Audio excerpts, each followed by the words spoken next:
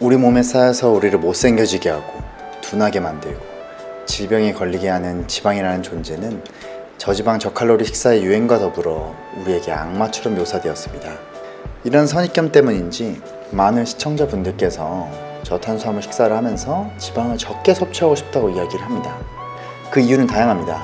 지방이 두려워서, 살이 찔 것 같아서, 지방을 안 먹어야 가지고 있는 지방을 쓸 것 같아서. 그래서 오늘은 저탄수화물 식사에서의 지방 섭취의 중요성에 대해서 이야기해 보겠습니다. LCHF, 로우캅 하이팻 다이어트에서는 두 가지 강조 포인트가 있습니다. 로우캅, 저탄수화물, 그리고 하이팻, 고지방. 보시면 아시다시피 저탄수화물이 강조된 만큼 고지방 역시 동일한 수준으로 강조되고 있습니다. 그렇다면 우리는 왜 지방을 많이 먹어야 할까요? 낮아진 탄수화물로 인한 에너지의 대체원은 지방밖에 없습니다.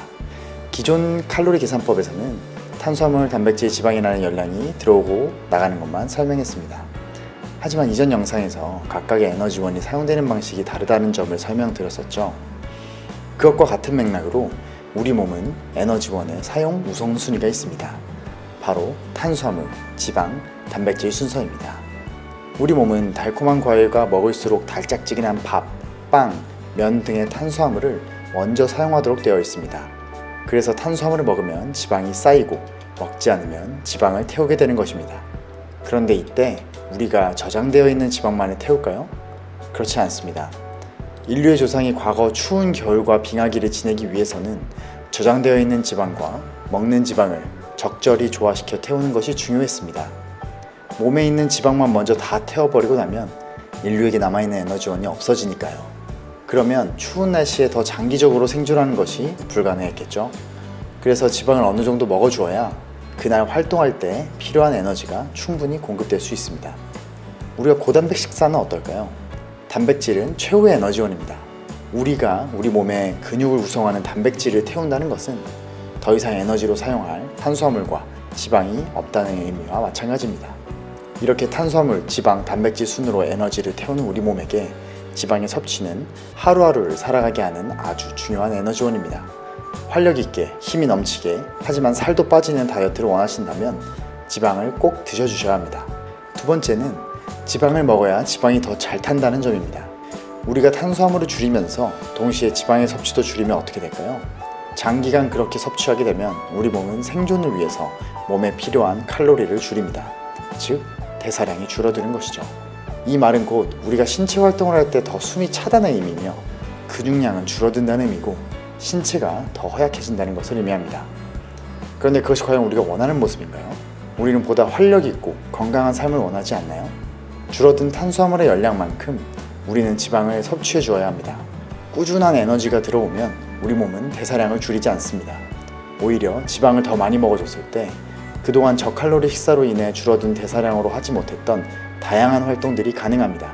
근육 생성, 면역 활동, 소화 활동, 세포 재생 등. 이렇게 대사량이 올라가고 세포가 활성화되면 자연히 필요로 하는 대사량이 높아지기 때문에 우리에게 저장된 지방이 더 잘 활용될 수 있는 기회가 됩니다. 이렇게 지방을 먹어야 지방이 더 잘 탈 수 있습니다. 잠깐, 지방을 많이 먹으면 저장될까봐 두렵다고요? 어차피 지방의 저장을 명령하는 호르몬은 인슐린입니다. 저탄수화물로 인슐린의 분비가 소량으로 유지된다면 우리 몸은 먹은 지방을 저장하지 않고 대부분 활용할 수 있습니다. 또 충분한 에너지가 있다고 판단이 되면 우리의 지방 세포에서 렙틴 호르몬이 우리에게 더 먹지 말라는 신호를 보내줄 겁니다. 세 번째는 지방이 에너지원으로만 활용되는 것은 아니라는 점입니다. 우선 지방과 콜레스테롤은 우리 몸에서 호르몬을 만드는 재료가 됩니다. 테스토스테론, 프로게스테론, 에스트로겐 등 성호르몬과 코르티졸 등의 스테로이드계 호르몬의 재료입니다. 이러한 호르몬은 인체의 대사와 생존에 아주 중요한 역할을 하죠. 그리고 지방은 우리의 세포의 세포벽을 구성하는 아주 중요한 물질입니다. 지방을 충분히 먹어주지 않으면 세포의 사멸 이후 재생이 되지 않아 피부의 노화가 진행될 수 있습니다.